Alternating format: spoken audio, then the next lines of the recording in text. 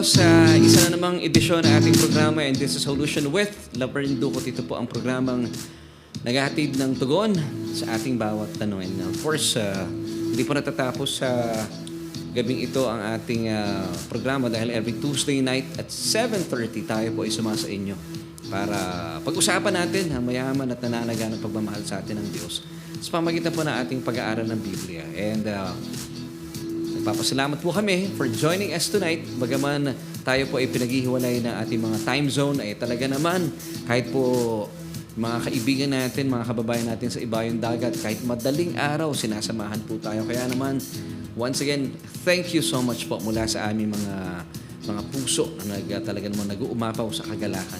And my name is Laverne Ducot at dalayan ko po na kayo po ay patuloy akong samahan at walang bibitaw dahil maganda pong pag-uusapan natin at sadyang napapanahon. But of course, as we move on, ay gusto mo nang batiin lahat ng mga kaibigan natin, ng mga ka-jamming natin. Maraming salamat and isang mapagpalang umaga, tanghali at gabi sa mga kaibigan natin sa ibayong dagat. Bagaman sila po ay nasa malayong panig ng daigdig ay sinasamahan tayo. Of course, ay gusto rin natin batiin lahat ng ating mga kababayan dito sa Pilipinas, sa Luzon, Visayas, and Mindanao. Isang mapagpalat mabiyayang gabi po sa atin. Dahil once again, tayo po isumasa nyo every Tuesday night at 7:30. At tayo po ngayon nandito sa ating church studio. Maraming salamat sa Panginoon dahil tayo po binigyan ng isang magandang church studio para atin pong isagawa ang ating programa every Tuesday night.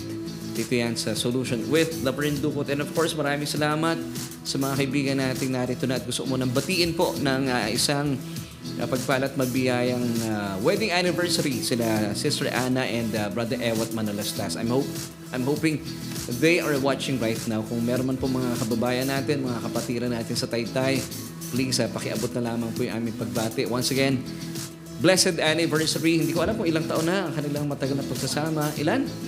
21 na sila na nagsasama. Happy 21st anniversary kila Sister Anna and Brother Ewat Manalastas. At sa lahat ng mga nagsaselebrate na kanilang mga monthsaries, anniversaries, mga birthdays din, ako po ay sa ngalan po ng aming pamilya ay bumabati sa inyo at sadyang kayo po ay pinagpala ng Panginoon. At dalayan po namin ng kalusugan, kalakasan sa dagdag na edad na ito ay patuloy po ninyong maranasan. And of course, binabati natin ang ating mga baguhang kasama. Kung kayo po ay first time na napadako sa ating programa, marahil kayo po ay na-invite, please paki-indicate po yung names ng mga kaibigan na nag-invite sa inyo.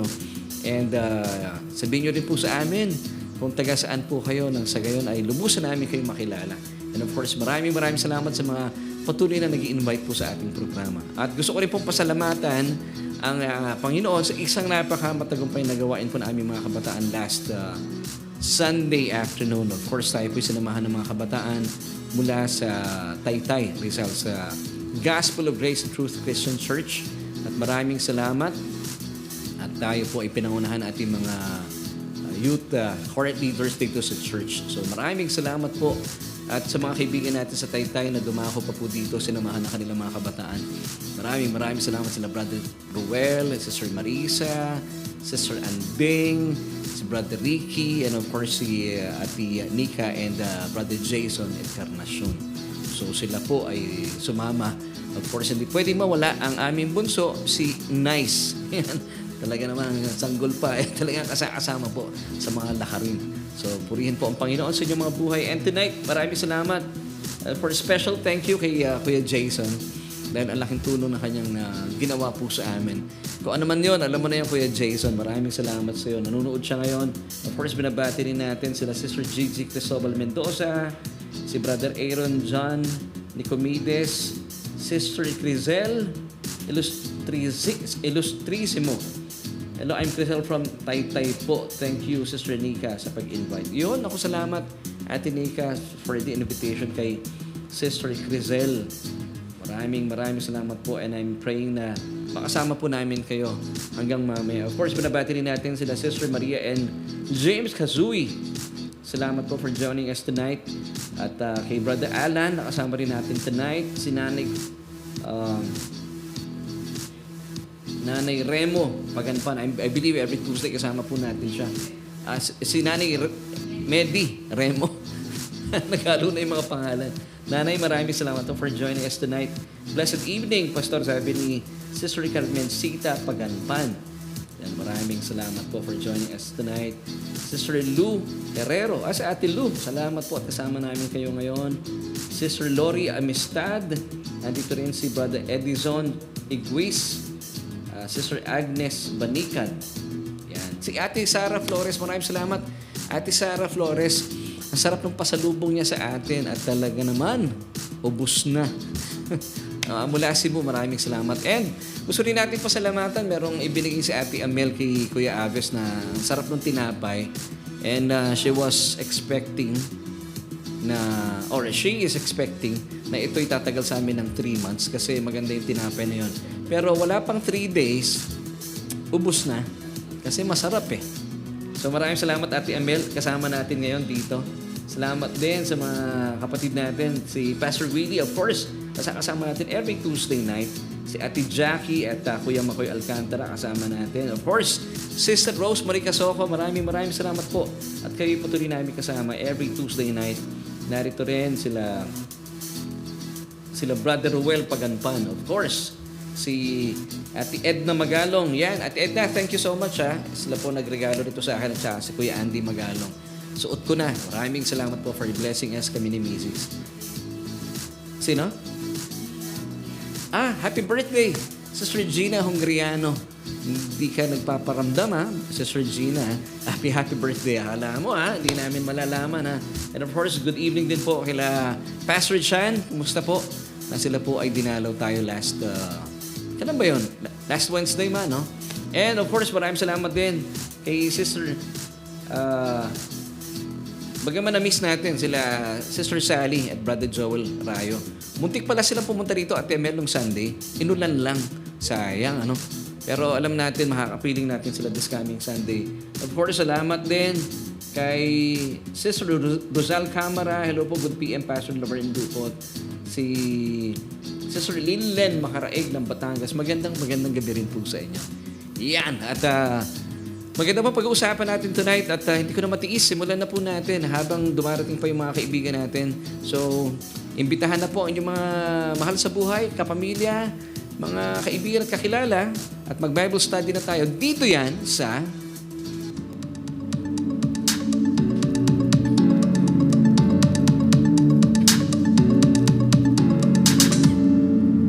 At sa pagsisimula, simulan na po natin ang ating pag-aaral sa isang question as usual. So this is our question for tonight. Ito po ay may kinalaman sa ating pagtanggap ng pagpapala mula sa Diyos. So, what hinders God's blessings, plural yan in your life? Once again, this is our question for tonight. What hinders God's blessings in your life? So alamin natin, ano po talaga ang humahadlang sa mga pagpapala ng Diyos kung bakit hindi natin nararanasan sa ating mga buhay. Maganda pong pag-uusapan yan at alamin natin ng makasaysayang tugon at solusyon sa atin mismo ng salita ng Panginoon. Now, let me start by saying, mga kapatid, pag pinag-usapan yung word na blessing o pagpapala, I'm not referring to money or our finances. Bagaman, ito po ay included sa mga binayaran ng Panginoon Hesukristo doon sa krus ng Kalbaryo. But I believe it's the least. So once again, pag pinag-usapan natin yung word na blessing or pagpapala, I'm not just referring to financial blessings. Hindi po puro pera pinag-uusapan dito. Kasi pangkaraniwan ang nami-misinterpret ng mga kapatiran natin o ilan natin mga kapatiran, pag binabanggit natin yung salitang pagpapala or blessing, ay naku, ano na naman yan? Prosperity blessing, prosperity gospel. Well, sa akin, personally, no such thing as prosperity gospel. Pero in the gospel, may prosperity. Meron pong nagpapakalat at meron pong nagtuturo talaga na puro lang pera. Pero hindi po tayo naroon. So once again, let me start by saying, at ito po ine-emphasize ko pag pinag-uusapan ng salitang blessing, I'm not just referring to financial or money blessings. Hindi po. Kasama po yan sa binayaran ng Panginoon. Pero I believe it's the least. Nasa pinakahuli po yan. So pag pinag-usapan po natin ang blessing, ang pinaka matinding blessing na nakamit po natin bilang mga anak ng Diyos ay salvation.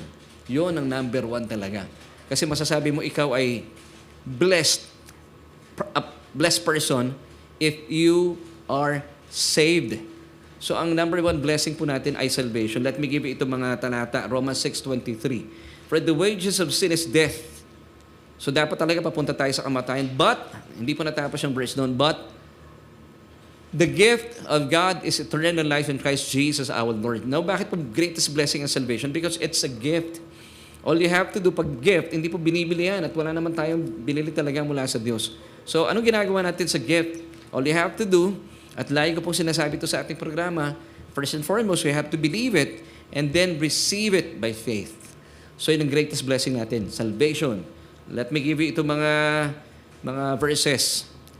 The next verses found in Ephesians chapter 2, verse 8. For by grace we have been saved through faith, and that not of yourselves. It is the gift of God. Once again, talagang ina-emphasize po ng Biblia that salvation, it's a gift from God. Amen. Isa pa, 1 Thessalonians chapter 5, verse 9. For God did not appoint us to wrath, but to obtain salvation through our Lord Jesus Christ. And that's why God, or Abba, has given us His Son, not to condemn us, but to save us. So talagang greatest blessing natin ay salvation. So once again, pag pinag-usapan ng salvation, pag pinag-usapan ng blessing, I'm not just referring to financial blessings. Kasama yon. Kasama sa binayaran ng Diyos yon. Sa pamagitan ng kanyang bugtong na anak na si Kristo. Pero I believe it's the least. Number one sa listahan po, salvation. So you are a blessed man kasi you are saved. So pwede natin ilagay sa ating comment section, I'm a blessed man because I am saved. Kasi yun po yung pinaka-ultimong pagpapala na nakamit natin. Yung gift na tinanggap natin mula sa Diyos, salvation. Amen and amen. So tuloy natin mga kapatid. Now, bibigay ko sa inyo, medyo marami-rami po ito. I hope mababasa ko lahat. No? Here are some of the list of blessings that God has given us. Now, ito po yung nakasulat sa lumang tipan, pero dapat po tingnan natin yung mga pagpapalang ito. Hindi po dahil tayo po ay sumunod. That's under the old law-keeping covenant. Ito po mga blessings na to from Genesis until Revelation became ours. Not because of our obedience, but because of Jesus' perfect obedience to the will of the Father. So kaya po tayo mga mananampalataya, nakamit po natin ang mga blessings na to. It's all because of the obedience of Christ. So you have to look of these blessings na nakamit mo because of what Jesus did on the cross. Kaya napasa sa atin. You have to use the lens of the new covenant of pure grace. Now, let me give you these verses. Medyo mahaba-haba. I pray, kung hindi ko man po matapos basahin, pwede nyo i-continue. It's found in Deuteronomy chapter 28, verses 3 until 14. Ito po yung mga blessings natin. Ilan po ito sa mga blessings na meron tayo? Blessed shall you be in the city, and blessed shall you be in the country. Verse 4, blessed shall you be the fruit of your body, the produce of your ground, and the increase of your herds, the increase of your cattle, and the offspring of your flocks.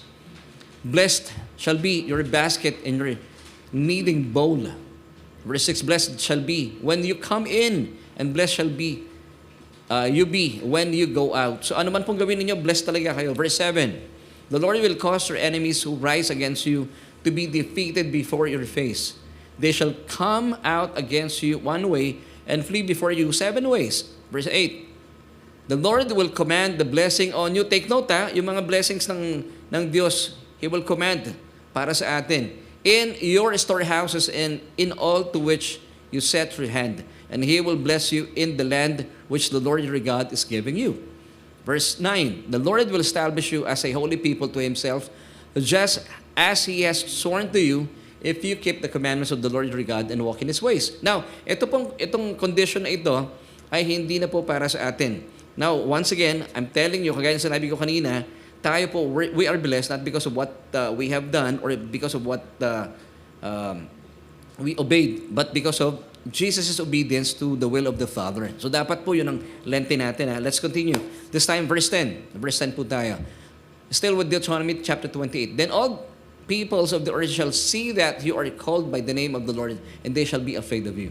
Verse 11, and the Lord will grant you plenty of goods, in the fruit of your body, in the increase of your livestock, and in the produce of your ground in the land of which the Lord swore to your fathers to give you. Verse 12, and the Lord will open to you his good treasure, the heavens, to give the rain to your land in its season, and to bless all the work of your hand. You shall lend to many nations, or to many nations, but you shall not borrow.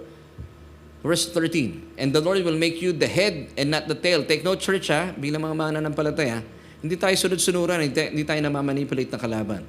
Because tayo po ang tagapanguna. You shall be above only and not be beneath if you heed the commandments. Of course, once again, verse 14 na tayo. So you shall not turn aside from any of the words which I command you this day, to the right or to the left, to go after other gods to serve them.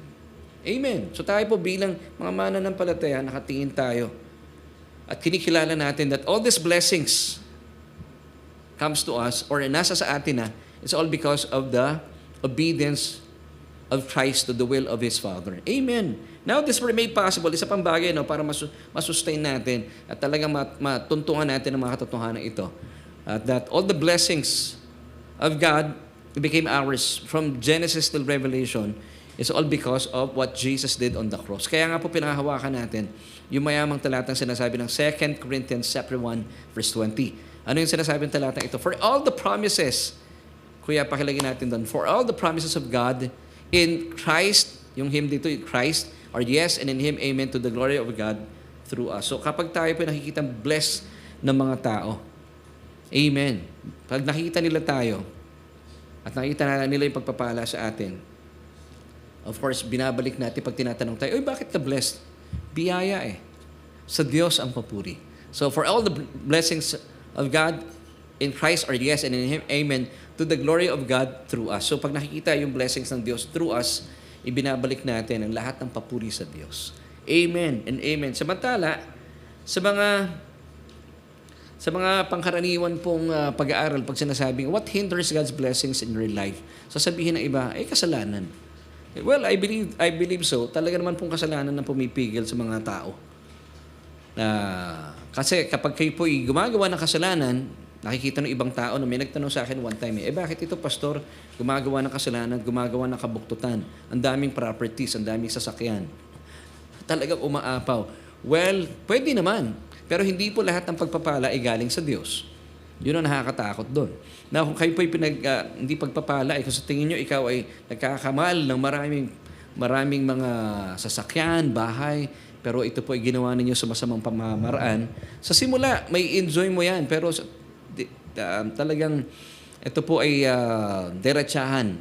Pero wala po kayo masarap na tulog. Kasi po ang kayamanan na hindi galing sa Diyos ay nagbibigay po ng sorrow sa puso natin.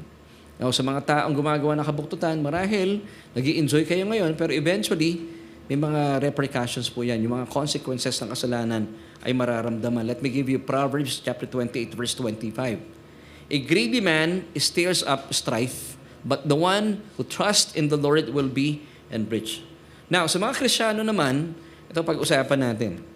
If you place your life under the old law-keeping covenant, kung feeling mo, kaya ka binibless ng Lord, it's because of sa mga ginagawa mo. So, ibig sabihin, pag nakabase ang blessings mo sa mga efforts mo, sa mga works mo, you're replacing your life under the old law-keeping covenant. Kasi po, ang old law-keeping covenant ay nakabase sa iyong performance in keeping the law. Pero, ang delikado rito, pag nilalagay mo ang sarili mo sa kautusan, meron po yung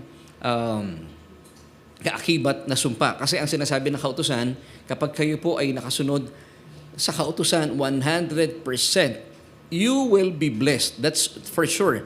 Sabi ng Deuteronomy 11 verse 27. But the sad part is, pag hindi po kayo nakatupad sa hinihingi na kautusan na 100% obedience, may kaakibat po iyan na sumpa. Hindi po palo Kasi marami pong kumakalat na katuruan ngayon, pag ikaw daw ay sumunod, ikaw ay pagpapalain.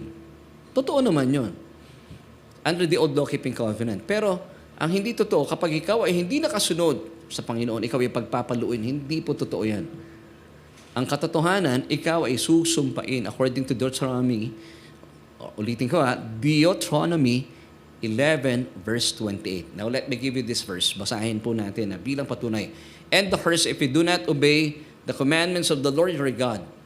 So yun po. Because the law is asking for a 100% obedience. According to James chapter 2 verse 10, for whoever keeps the whole law but stumbles in just one point. Kuya, pakilagay na dun sa James chapter 2 verse 10 para makita na ating mga nanonood. For whoever keeps the whole law but stumbles in one point, he has become guilty of breaking all of it. So yun ang hindi maganda. So if you are placing yourself, Christian ka na, under the law, na ang belief mo ay pagpapalain ako ng Diyos kasi ang dami kong ginawa sa Diyos. Ang aga ko sa church, naglilingkod ako, so I'm entitled to God's blessings. Hindi ho maganda yan. Kasi, of course, pag nakasunod kayo, God will bless you. According to, once again, Deuteronomy 11:27. But the sad part is, pag hindi po kayo nakasunod, hindi po kayo pagpapaluin, kayo po ay susumpain. Deuteronomy 11 verse 28. Kasi nga po, the law is asking for a perfect obedience. James chapter 2 verse 10, for whoever shall keep the whole law but misses just one point, he is guilty of all. Yun po ang hindi magandang balita. Now, do you want God's blessings manifest in your life? Gusto niyo po bang maranasan ang blessing sa inyong mga buhay? Once again, pag sinabi nating blessing, hindi lang po financial blessings, kasama yun. Pero that's the least of all God's blessings. Kasama yun. Ang pinakamahalaga, you are saved, ikaw ay masaya, may peace of mind ka, ikaw ang ulo, at talaga naman lahat ng, hindi ka buntot, lahat ng gawin mo, mga binasa natin kanina in Deuteronomy chapter 28, lahat ng gawin mo ay nagpa-prosper at napapagpala din po yung mga tao sa paligid mo. Ito yung mga blessings. So kumbaga, ang tingin ng mundo sa iyo, abay, ikay napakapalad. Pero ang pananaw natin at ang tingin at talagang alam natin, hindi ka mapalad. Ikaw ay pinagpala at talagang biniyayaan ng Diyos. At ito po ay naging posible because sa mga tinapos na gawa ni Kristo sa krus ng Kalbaryo. So ang tawag sa atin, blessed tayo. Now, if you want these blessings to manifest in real life, of course, lahat naman tayo gusto natin yun. Ano kailangan natin gawin? All you have to do is first and foremost, you have to believe. You have to be in agreement with the Word of God. Pag sinabi ng Diyos, bless ka na, you have to believe it. Then say it. So hindi lang natatapos na, tiginikim-kim mo sa sarili mo, naniniwala ako, bless ako. You have to say it. Na pag-uusapan natin hanggang mamaya, no? So paano tayo maniniwala? You have to be in, once again, be in agreement with the Word of God na sadyang ang mga pagpapala po ng Diyos ay inilaan na, ibinigay na. So pag sinabi natin inilaan na, ibinigay na, hindi po darating yon, dumating na.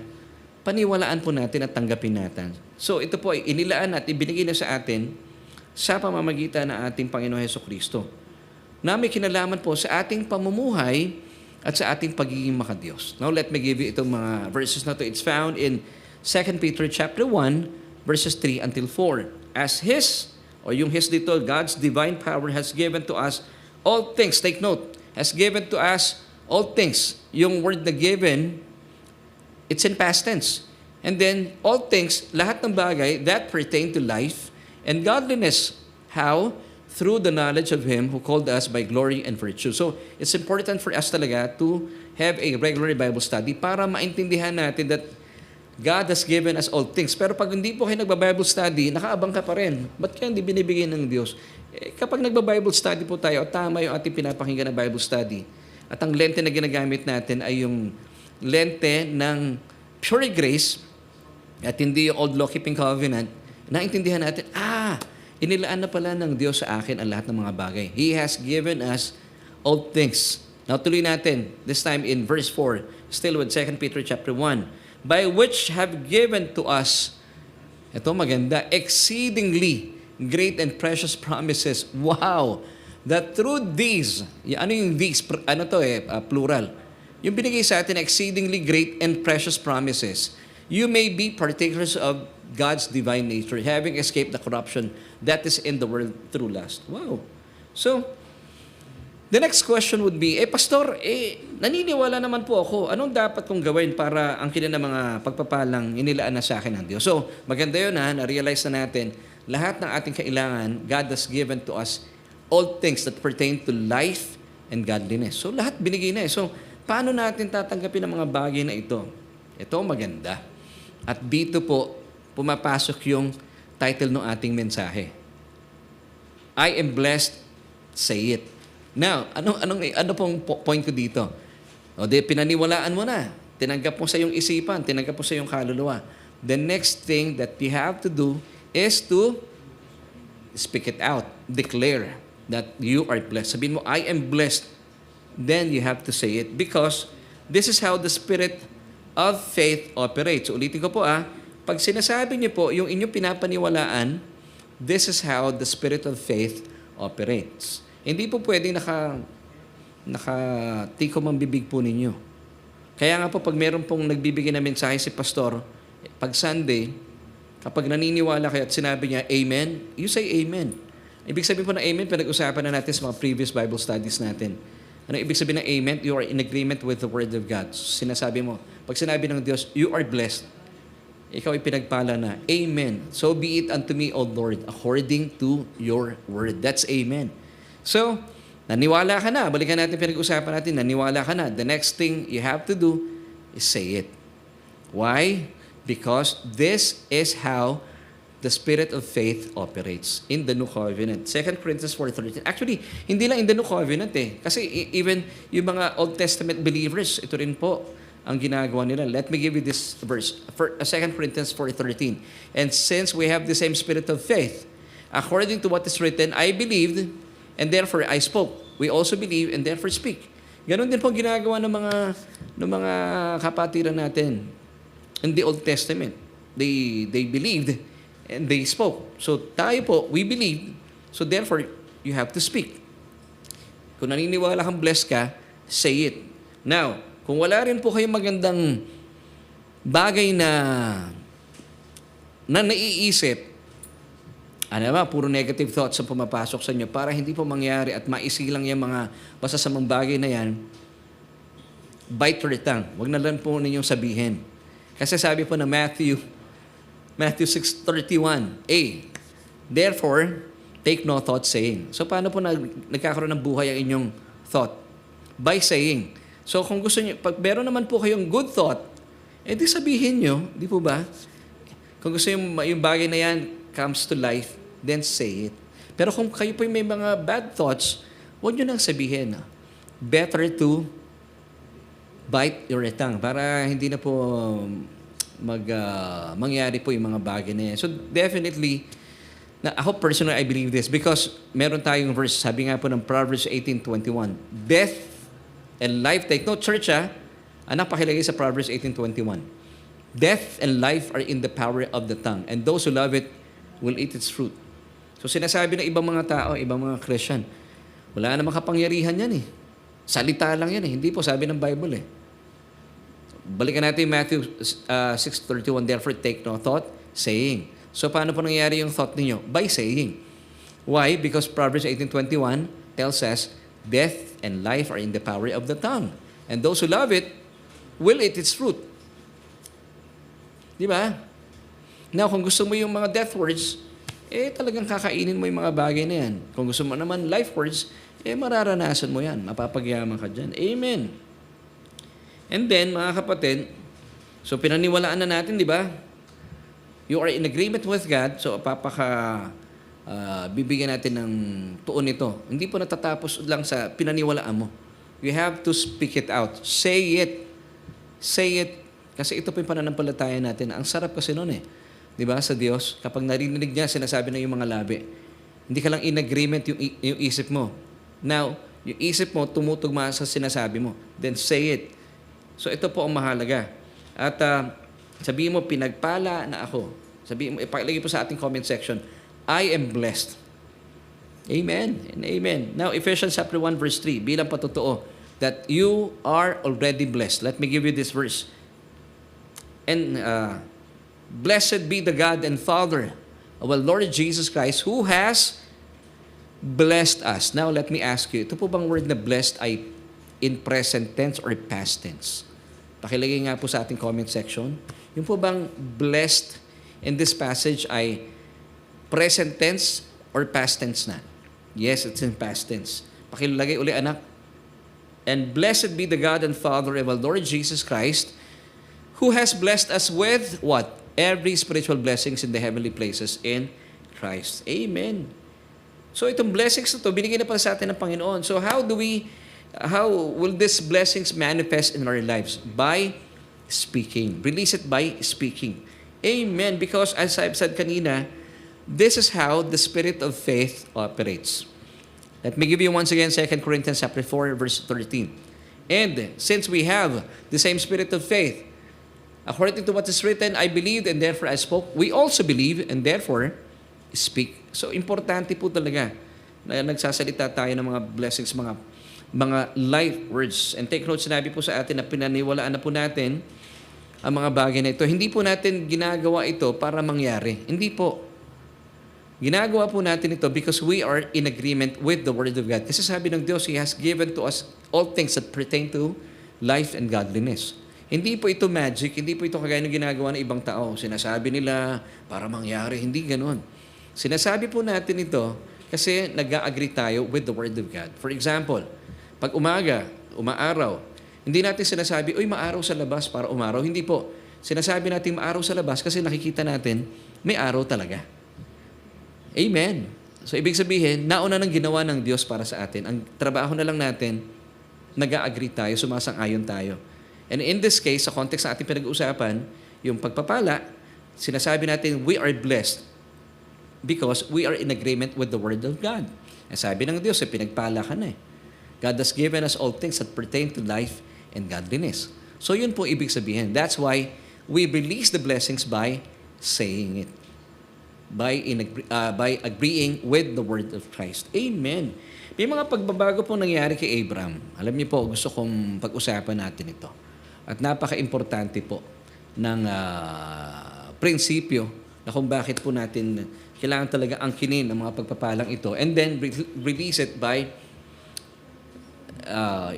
saying na kayo po in agreement with the word of God. Now, take note mga kapatid may mga pagbabago po nangyari sa buhay ni Abraham. Abraham pa po siya nang ibinigay sa kanya ang kanilang tipanan ng Diyos.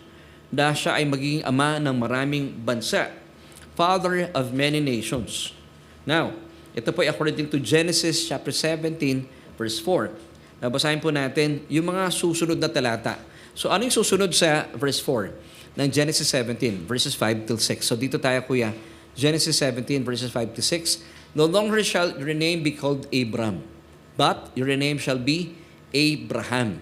For I have made you a father of many nations. Verse 6. I will make you exceedingly fruitful, and I will make nations of you, and kings shall come from you. So dito, meron pong pagpapalit ng pangalan kay Abraham. Now, ano po ang unang pinalitan kay Abraham? Yung kanyang pangalan. Well, I'm not suggesting na magpalit kayo ng pangalan.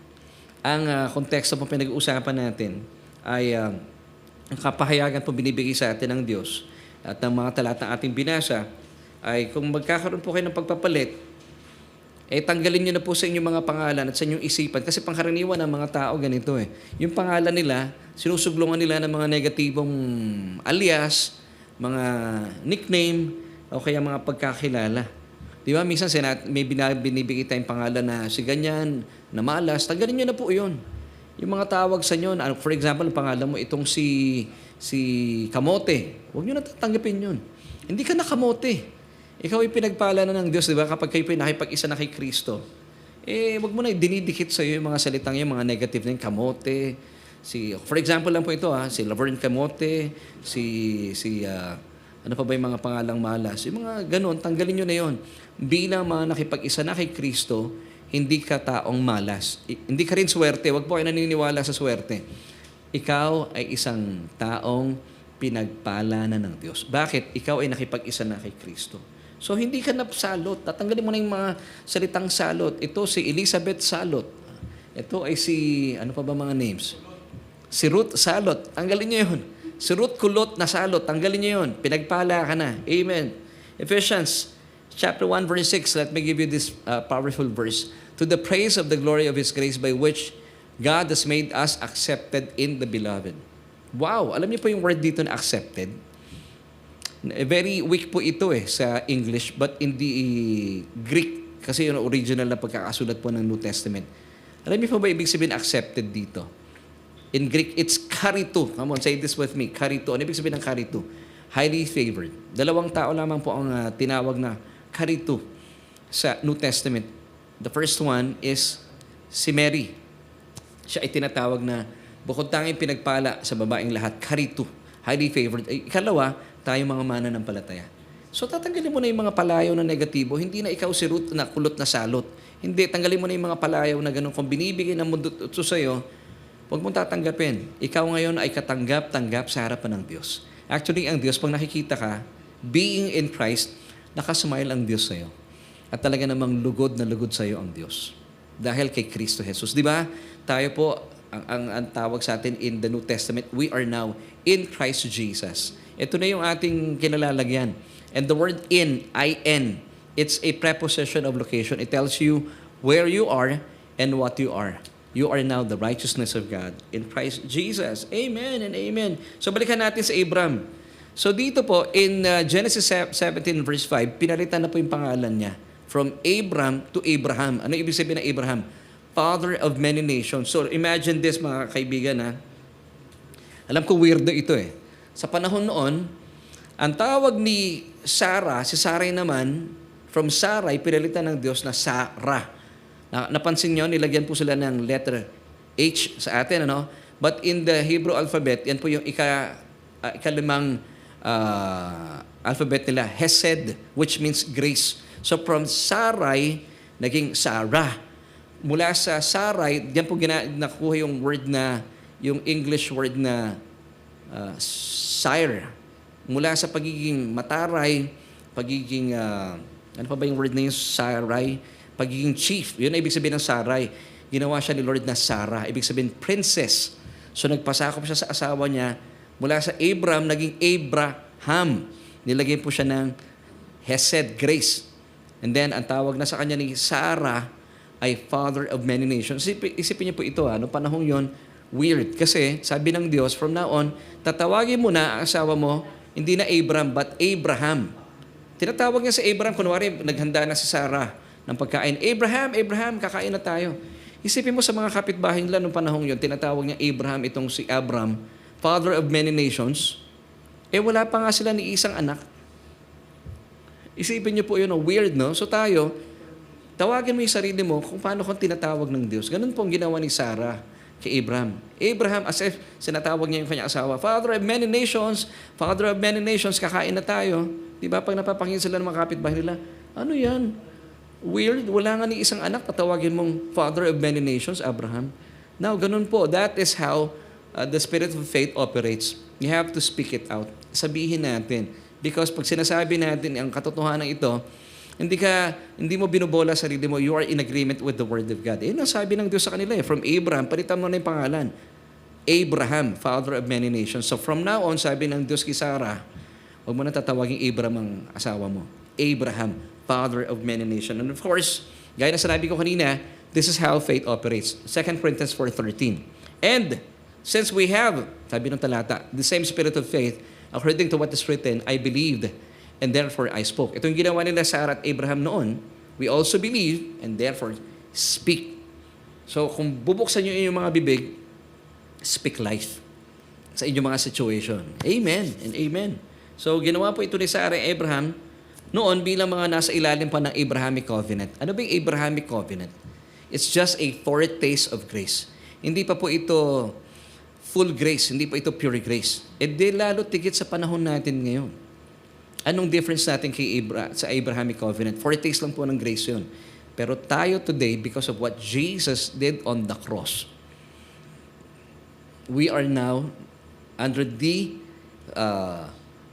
full and pure covenant of grace. Di lalo't mas matindi po yung kalalalagyan natin kumpara kay Abraham.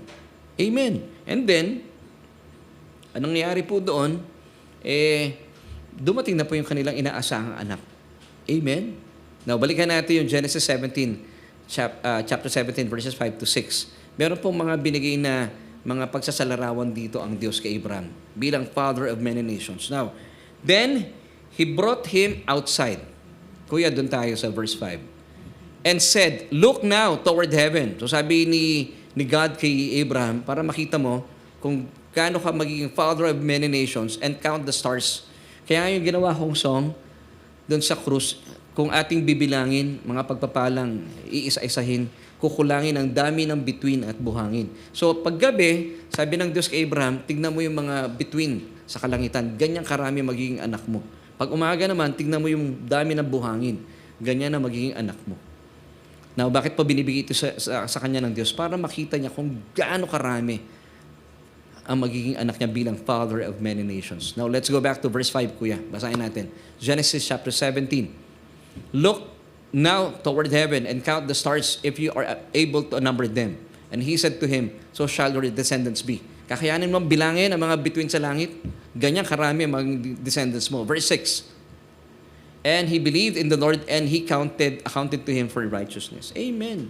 So every time po na tinatawag ni Sarah ang kanyang asawa na Abraham, which means father of many nations, at kapag tumitingala po sa Abraham sa kalangitan, nakikita niya ganun karami ang aking mga magiging descendants, at pag tumitingin siya sa lupa, ganun karami ang mga buhangin, ganyan ang ibibigay sa akin ng Diyos. Wow, naaalala niya yung pangako sa kanya ng Diyos. Amen. So, gayon din po tayo, every time na may mga pagdududa tayo, ako ba'y talagang pinagaling ng Panginoon? Ako ba talaga ay saved na? Ako ba talaga ay pinagyaman na ng Diyos? Ano pong minamasdan natin? Kung si Abraham, meron siya mga bituin at mga buhangin, alam niyo tayo po, paano natin mapapatunayan that we are already blessed? Alam mo yung babalikan mo? Yung krus ni Kristo. Kasi doon po sa krus ni Kristo, lahat binata niya. Ang iyong karamdaman, inangkin niya sa kanyang katawan. Ang ating kahirapan, inangkin din po niya sa kanyang katawan. Yung atin pong mga kasalanan, inangkin din po at ibinunto ng Diyos sa kanyang katawan. And then, Jesus said, "It is finished." So anong dahilan mo para magduda na ikaw ay hindi pinagpala ng Diyos? So pag may duda ka, nangangamba ka, nag-aalinlangan ka, you have to go back to the cross of Christ at makita mo kung gaano ka pinagpala ng Diyos. Amen. So isa-isayin natin ha. Ikaw ay pinagpala na ng Diyos even po sa iyong finances. Kasama po ito sa blessing. Gaya po ng sinabi ko kanina, pag sinabi nating blessings, not just financial blessings, kasama po ito. Pero I believe ito yung pinaka-least sa listahan. Pero para mapatunayan sa inyo, kasama po ito sa binayaran ng Panginoong Jesus. Let me give you 2 Corinthians chapter 8 verse 9 this time. "For you know the grace of our Lord Jesus Christ." Kuya, mukhang mali yun na ilagay mo. Basahin ko na lang ha. "For you know the grace of our Lord Jesus Christ, that though Jesus was rich, yet for your sakes He became poor, that you through His poverty might become rich." See, mga kapatid, sa mga nagsasabing hindi daw kasama ang finances, kasama po iyan. Kaya nga sinabi ng Panginoon, through the Apostle Paul in 2 Corinthians 9, verse 8 naman, since pinagpala ka ng Diyos, maging pagpapala ka sa iba pang mga tao.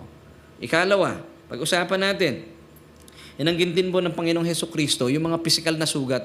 Bakit physical? Para maangkin mo rin physically ang kagalingan na mula sa Kanya. 1 Peter chapter 2 verse 24. "Who Himself bore our sins in His own body on the tree, that we having died to sins might live for righteousness, by whose stripes you were healed." Amen. So doon din po sa krus, inangkin po natin Panginoon Hesukristo ang ating kasalanan.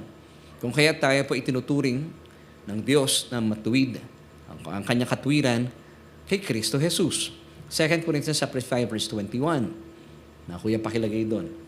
"For God made Jesus who knew no sin to be sin for us, that we might become the righteousness of God in Him." Amen and amen. So mga kapatid, di ba? Sobrang blessed tayo. Talagang pwede niyo pong balik-balikan ang mga talatang ito. Kuya, ginawa mo ba yung 2 Corinthians 8 verse 9? Mapapakita ba natin sa kanila? Hindi na? Okay. So, nakita natin, tatlo lamang po yun sa marami pong ginawa ng Diyos sa atin sa pamamagitan ni Kristo Jesus.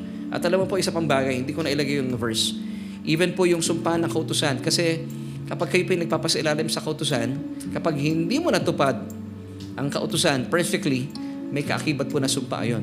Pero alam niyo po kung ba't po isinampay o hinang ang Panginoong Hesukristo sa krus ng Kalbaryo para tubusin po tayo mula sa sumpa ng kautusan. Wow! We are super blessed. Amen. Now, let's go back to our question as we end.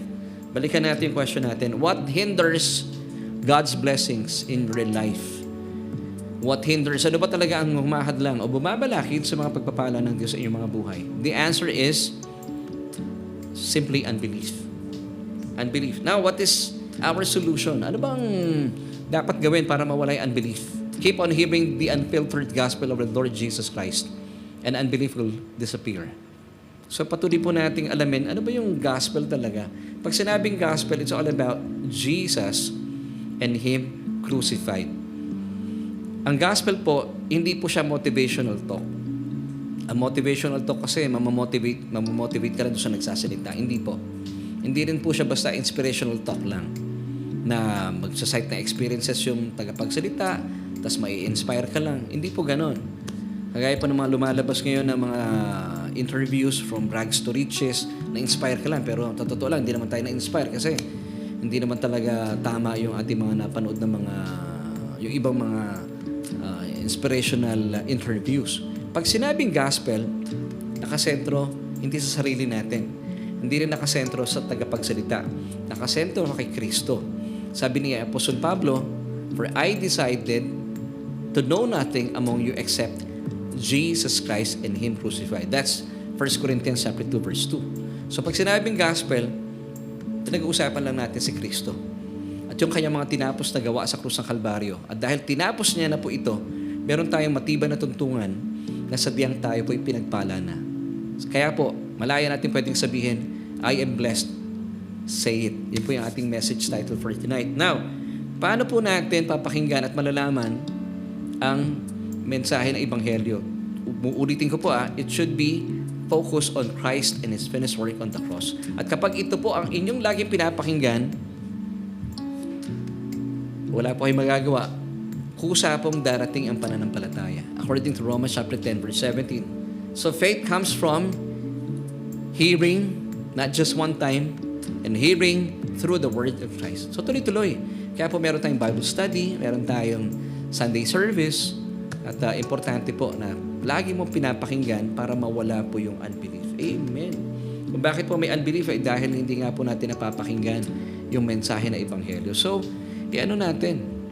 Dapat alamin natin talaga yung tunay na mensahe ng Ebanghelyo. At kapag ito po yung nangyari at lagi mong ginagawa dahil sumasang-ayon ka sa pakay ng Diyos, pawang buhay na ganap at kasiyasiya ang mararanasan mo. John 10 verse 10b. Sabi ng Panginoong Hesukristo, I have come that they may have life and that they may have it more abundantly. Alam mo, mas gusto ko yung King James Sabi ng King James Version, I am come that you might have life and that you might have it more abundantly. Amen and amen. So, are you blessed, church? Are you blessed? Then say it. Maraming salamat po for joining us tonight. At napaka-importante po na naunawaan po natin ito. At sa mga kababayan po natin, kung kayo po ay first time na napadako sa ating Bible study at gusto niyo po maranasan ang nananaganang pagpapala ng Diyos, gaya po naming mga tumanggap na sa Kanya, ay talaga naman pong nailaan na ng Diyos at naibigay na niya ang Kanyang mga pagpapala. Gusto rin po namin maranasan niyo po yan at mag-manifest o magkaroon ng kapahayagan sa inyong mga buhay. All you have to do ay mag-agree po tayo sa paanyaya ng Diyos. Sabi po niya in Romans 10 verse 9 that if you confess with your mouth the Lord Jesus Christ and believe in your heart that He was raised from the dead, you shall be saved. That's simple. So all you have to do, magpipray po ako at sabayan niyo po ako sa aking pananalangin. Buksan po ninyo inyong mga labi and then pray this prayer with me habang binubuksan niyo po inyong mga puso at naniniwala na ating Panginoong Hesukristo po ay hindi na natiling patay because siya po ay nabuhay na maguli mula sa kamatayan. Then you will be saved. Amen. So pray this prayer with me. Sabihin niyo po ito. O Diyos, inaangking ko po ang katotohanan na sadyang wala po akong magagawa apart from you. Kaya naman sa oras pong ito, Jesus, kinikilala kita at tinatanggap kita na ikaw lamang ang aking Panginoon at tagapagligtas. At dahil sa iyong kamatayan, winakasan na ang aking kasalanan. At makalipas ng 3 araw, ikaw ay hindi na natiling patay bagkus na buhay na maguli bilang patotoo at patunay na ako'y pinaging matuwid na sa harapan ng Diyos. Salamat, Ama, sa iyong kaloob na buhay na walang hanggan. At salamat po ng aking pangalan ay hindi na mabubura pa sa aklat ng buhay. Amen at amen. Well, kaibigan, kapatid na po tayo. Welcome po to the family of God. At dalayan po namin na patuloy po namin kayo makasama every Tuesday night at tayo po mag-aral ng salita ng Diyos.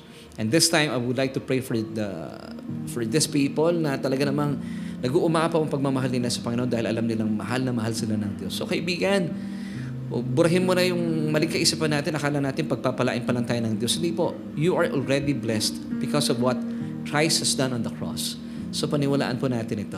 At kung kayo po marahil hindi nagmamanifest sa inyong buhay ang mga kapahayagan ito, claim that you are already blessed. And then say it. And I'll pray for you. Aba, we thank you po sa aming panahon na kung saan ay patuloy mo pinagyaman na aming mga kaluluwa at ipinaalam sa amin that indeed, we are already blessed. At salamat din, Panginoon, dahil tinuturuan mo kami na sabihin ang mga katotohanan ito. Hindi namin sasabihin ito para mangyari. Sinasabi namin ito because we are in agreement with your word. At sabi mo sa iyong salita that you have already given us all things that pertain to life and godliness.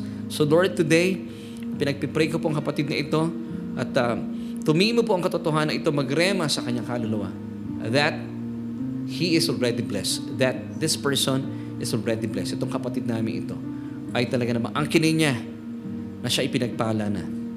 At wala nang dahilan para siya po ay malungkot. At sa mga panahon na marahil siya po ay nalulumbay, nalulungkot, ibabalik-balikan po namin ang krus na aming Panginoong Hesukristo.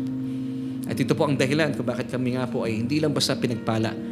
Kami po ay blessed, accepted before you.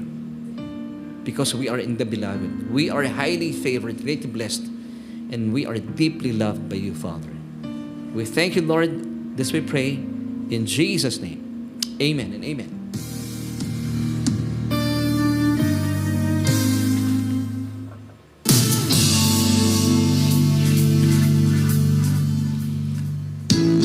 Well, kaibigan, maraming salamat for joining me tonight. It's 24 minutes after 8. Ang bilis ng oras, ano? And salamat po for joining me sa ating pong Bible study online. Hindi pa tayo tapos. At gusto ko rin pong batiin at maraming salamat dahil dumating sa studio si Teacher Nelly. Salamat. Talaga namang sinamahan pa tayo dito. Woo! Kaya pala inagahan ng pag-tutor, iniwan ng tuty para tayo po makasama dito sa ating pong live Bible study dito sa ating studio sa church. And salamat po, Teacher Nelly. At kasama namin kayo ngayon. Of course, kasama rin natin si Ate Amel. At nagdala pa ng good news. Salamat, Ate Amel. And of course, gusto kong batiin ng muli pa, happy 21st wedding anniversary kila Ate Ana. Nandito ba sila, Ate Ana? At saka si Brother Ewat Manalastas. Nakikinig sila. So, happy 21st anniversary. Nandito lang kami. Nila Teacher Nelly, tsaka nila Ate Amel. So, Ate Ana and Kuya Ewat Manalastas, happy 21st anniversary. And of course, happy birthday. Belated happy birthday kay Sister Catherine Dizon. At ang kinin po ninyo that you are already blessed. Amen. At gusto ko po pasalamatan, may sponsor ako, Teacher Nelly. May nag-sponsor. Salamat kay Ate Edna and Kuya Andy Magalong. Ako po ay pinagpala nila ng t-shirt. Kasama si Mrs. Tig-isa kami. At talagang isusuot namin minsan. Ano man tawag sa ganito? Couple shirt? Hindi kami sanay ni Mrs. sa ganito eh. Hindi kami nagteterno. Pero salamat once again Ate Edna and Kuya Andy Magalong. At sa lahat po na mga patuloy po nagpapala sa ating programa, salamat po sa mga kaibigan nating talagang hindi lang kami pinagpapala sa panalangin sa mga nagbibigay ng suporta in finances para po magtuloy-tuloy yung aming gawain. At sakali po, ako hindi mahihiyang talagang abutin kayo dahil kung gusto niyo pong suportahan na aming gawain, ay masaya po kami makasama kayo. And of course, sa mga kaibigan natin, patuloy pong sumusuporta. Hindi ko na babanggitin ang kanilang mga pangalan. Hindi lang sa kanilang mga panalangin, bagkus sa pagbibigay din po ng inyong mga kaloob sa gawain ito. Salamat po dahil tayo po ay nagtutuloy-tuloy. At sa matter of fact, ang Solution with Love and Dukot po ay nasa ilang taon na tayo, Kuya? Ika-7. This coming October. 7 na ang Solution with Love and Dukot. Tuloy-tuloy po yun. Consistent tayo sa biyaya ng Panginoon. Amen. So maraming salamat po. And then, come November 9, ang November 9 ay Sunday, we will be celebrating our 6th year anniversary po ng Solution Grace Church. Mantakin mo katatapos na natin anniversary, mag-anniversary na naman tayo. And then, pagdating po na December 25, Pasko na. Parang hindi alam ng lahat no? So, at yun. So, maraming salamat po dahil hindi na namin natanggal yung aming Christmas decoration. Siguro sa Sabado, tatanggalin namin muna, Teacher Nelly, no? Para ibabalik, ipapagurin natin sarili natin. Well, bago tayo magtapos, gusto ko munang pasalamatan sila Nanay Medi Remo, Brother Fidel Gabiola na nakasama natin tonight, Sister Rosemary Casocco, si Ate Zara Flores, at si Brother Jobs. I hope he's watching today. Brother Edison Salcedo Iguis. Nandiyan din Sister Linden Macaraeg. Thank you, Jesus. And then, thank you po, Pastor. Si Ate Sally Jeronimo Rayo, maraming salamat po for joining us. Si Sister Maria and James Kazui. Brother Howard Cruz, hello kay Pastor Donna Cruz. And Rosal Camara. Nandiyan din si Sister Rosalie Monet Cordova Velasquez mula sa Israel. Tiga Israel siya. Amen. Si Nanay Carmelita Mendoza Hanoras. Maraming salamat, Nanay. At nandyan din si Sonny Bon, Sister Dang Mascarinas. Maraming salamat din po kay Sister Luz Biminda Torres Bangilan. Of course, si Sister Maylene Metalino Magade. Maraming salamat po, Sister Maylene. Nakasama namin kayo tonight. Sister Josephine Joy Bencolado Siyat. Kasama rin natin ang kapatid na sino pa ba? Ruel Paganpan. Nabati ko na si Sister Dan. Si Joy Sailon Ayaso. Nandiyan din si Brother Alan Laksina Siruano. See you, bro, on the second Sunday of September na pala, next month, bilis ng panahon. Sister Mabel and Glisa. Kasama rin natin. And belated happy birthday once again, Sister Catherine Bizon, Sister Ruth Katakutan, Brother Danny Sanchez Jr. And yun, marami pang iba. Oras natin ay 29 minutes after 8. So sa ngalan po na aming buong pamilya, kasama po na aming mga bisita dito sa studio, Ate Amiel Flores, si Teacher Nelly. Nais po namin iwan sa inyo ang 3 John chapter 1 verse 2. Beloved, I wish above all things that you may prosper and be in health, even as your soul prospers. Bye.